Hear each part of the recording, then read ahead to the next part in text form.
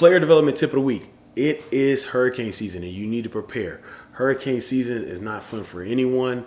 And I pray for anybody who has to face a hurricane this year. I'm from Houston. I saw what Hurricane Harvey did to my city and to my loved ones and people I know.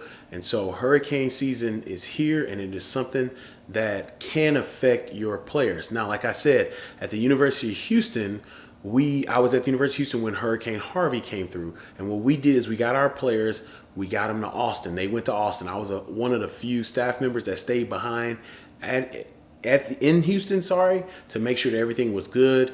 But you want to make sure players are good. Now, the thing that I learned going from Houston to Kansas is Houston, it was going to hit us. So we as a program had to move. In Kansas, there was not a threat, but what I had to do is we had a lot of players from out of state. And so I created a chart. And if you want this chart, reach out to me. I created a chart for our players that were from certain areas where hurricanes hit. So our players from Florida, our players from Mississippi, Alabama, the Gulf, Louisiana, Texas, some on the East Coast. If it got to the Carolinas, there are some cases where, hurricanes can come from just different places. I remember one year it got all the way up, I think almost up to like New York one year. And so you just want to make sure that you have that list of players who a hurricane could hit. And what I did was I reached out to them. I asked them what the plan was for their family. What is your family going to do? Okay, they let me know. Who is the emergency number to call? All right, what family member are they going to stay with? We wanted as much information as possible. And the reason why I did this is to help not only us know, but to help the player communicate. To get the player, I understand you're a student, I understand you got football, but you need to communicate with your family, see where they're going to be.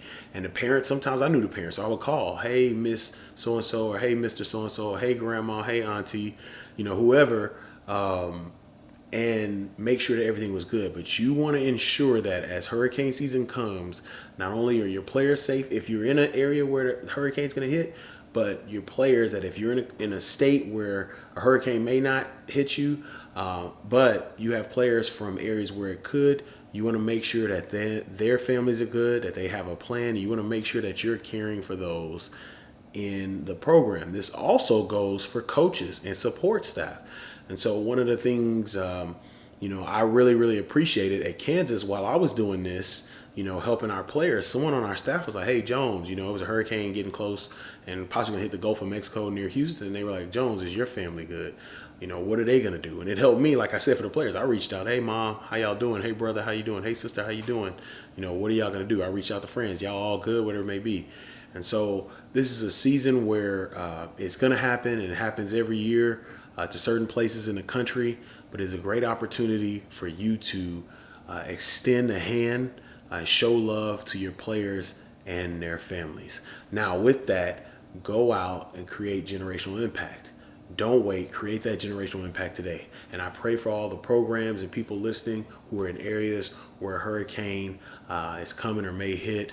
May God be with you and keep you.